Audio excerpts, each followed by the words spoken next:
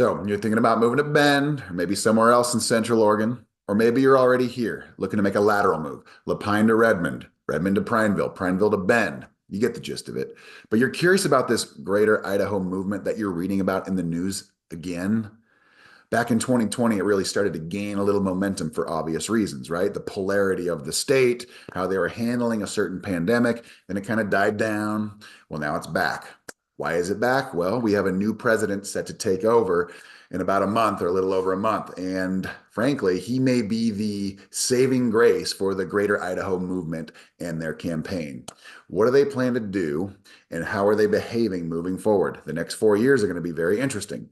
So we're going to be exploring what that looks like for you, potentially living here in Central Oregon, and maybe you already do, and it could bear influence as to where you end up being in Central Oregon if this movement tends to gain a little bit of momentum to the point where it becomes a reality. So we're going to explore all these possibilities and what it looks like in this video. If it sounds like it's a video for you, stick around. We're getting after it right now.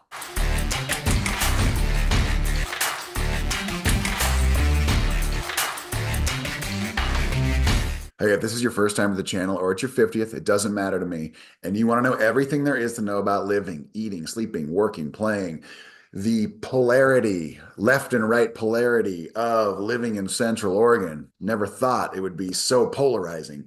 Then subscribe to the channel and tap that notification bell below so you can be the first to know about the current market happenings here in Bend and surrounding sunny, in December, Central Oregon.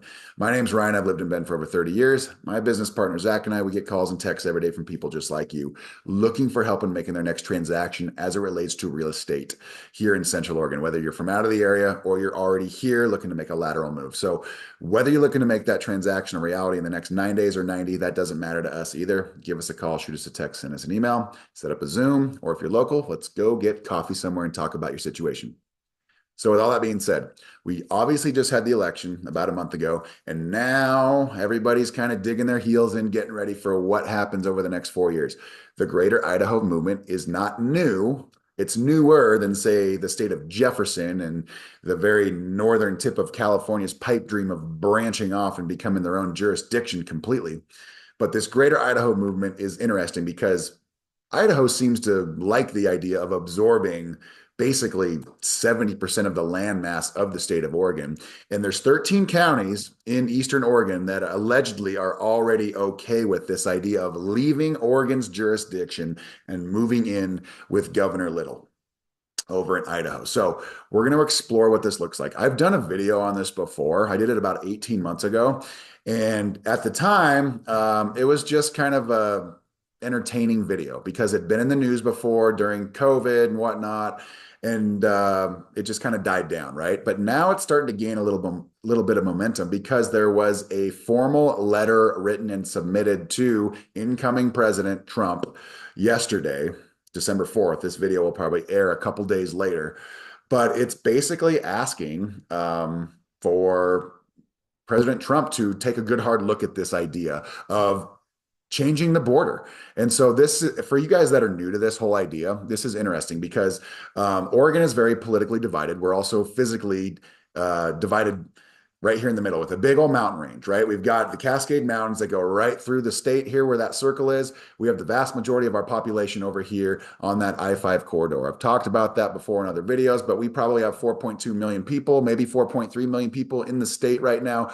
And I'd say the absolute vast majority of them live here, or from another different context, let's just say that 500,000 people live this way.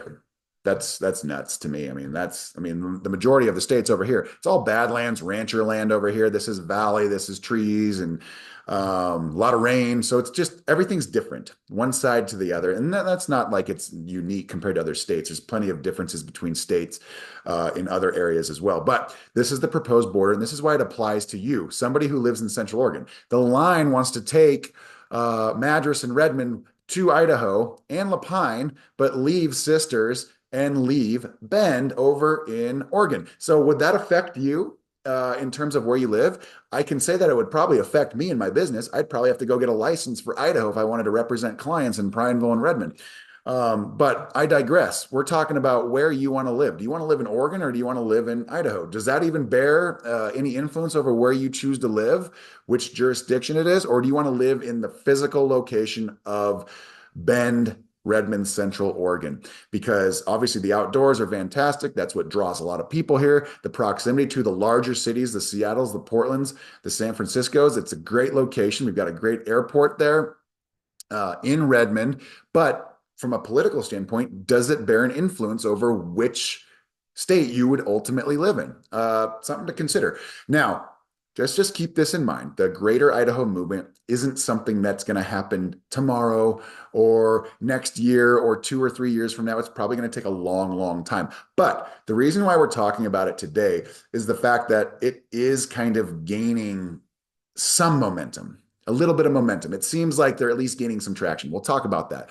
Let's go over here. This is the original video I did about 18 months ago. And I'm just talking about it, but I didn't think that had any chance at all back then. This whole Greater Idaho movement, I don't think it has a ton of momentum yet, but who knows? Maybe it will down the road. But I think it was real. Okay, down the road. We're down the road. So the Greater Idaho Movement now has a formal letter that is waiting for the new administration to read it and respond to it upon their arrival here in about 6 weeks. Interesting. This is their website, greateridaho.org, and this is what they're basically petitioning here. These are the counties here that allegedly are okay with leaving Oregon and moving to Idaho. And they've already passed the Greater Idaho measure, allegedly. Pretty interesting stuff here. This is the current state, of course, blue and red, but this is what would be leaving at the very minimum, their hope. And you got Crook County in here. That's Prineville. Okay, there's 13 counties in there that are ready to go. That's 450,000 people in all those counties there. The proposal would take actually half of Deschutes County, where I live and where we do the majority of our business. So this is very interesting in the sense that it would directly affect Bend and Central Oregon. Still a long ways away, but it's kind of fun to just kind of speculate a little bit and just talk a little bit about what this really is in terms of the future of Central Oregon. Could it be a possibility? I don't know, but it's gaining more momentum, so it seems. I'll show you what this letter looks like that was just released December 4th, 2024. That will be awaiting the incoming presidential administration here in about 6 weeks. Well, it looks like the state of Oregon is in the process of getting ripped apart. You see, after many years of being fed up with the It's not in the process of anything, but it's something that, is getting some attention. policies that are coming out of Portland, over 30% of the counties in Oregon have voted to secede. Specifically, they voted to leave behind Oregon and instead to join the state of Idaho, and in the process create a new state called Greater Idaho. You heard that right. Out of the 36 total counties in Oregon, 11 of them have already voted in favor of seceding because by and large. Now we're at 13 because Crook County and another one, maybe it was Umatilla County or Wallowa County, they also ended up voting yes. So what does this really mean? If we continue to scroll down here, this is what's going on in the news. Why is it in the headlines of your Google search right now? Well, frankly, it's in there because of this right here, December 4th, 2024, Greater Idaho asks for support from incoming Trump administration. This right here. So we'll go take a look at that here in a second, and we will see what exactly this is referencing, because there is a reason to think that, okay, this is their shot. This is their opportunity right now to make this change a reality. If there ever was a chance in their lifetime, this is it. They're going to take their shot. Leaders of the Greater Idaho movement are asking President Trump and his incoming administration to get involved and support border talks between Idaho and Oregon. In a letter released today, citizens for Greater Idaho praise the former and future president as the practical problem solver. Okay, this is their shot. They're taking it. The Greater Idaho movement began putting votes to counties in 2020 and seeks to move the Oregon-Idaho border westward so that the traditionally conservative eastern counties would join the state of Idaho. Very interesting. If we continue reading, though, the change would require the approval of both state legislatures as well as U.S. Congress. So is that a possibility? Well, right now, based off of the greateridaho.org's website, the governor of Oregon doesn't even care, is not even responsive. See down here, days with no response from Governor Kotek. So she's not even giving this any attention. Obviously, this seems like it's pretty far-fetched still. This is the letter here. It's kind of, you can't really see it, but it's directed to President Trump, and it will be awaiting him upon his arrival back into the White House, and they're praising him and asking him to help. Will this even get to his desk? Will he even read this? That's very interesting. But again, this is just kind of for your entertainment. We don't know. We don't expect it to happen, but it's back in the news, and the movement itself is trying to really, really take advantage of the timing of this. One thing I do like to do is just check out the proposed maps, because this has been going on for a while, right? Even California, the state of Jefferson. If you guys are from California, you get this, right? You guys drive through the I-5 through Redding, through Weed, Siskiyou County, Lake Shasta. You see those signs down there that say the state of Jefferson. Well, they want to allegedly take the state of Jefferson with them and take them into Idaho. So that would be quite the state right there, wouldn't it? Pretty funny. Could you imagine doing like travel from intrastate Reading all the way up to Coeur d'Alene? That would be quite the map there. And then we have the other one. We've talked about this one at length before. But what are the real odds of this happening? Has this ever happened before in our country's history? Well, so is this even within the realm of possibility? Has this type of thing ever happened before?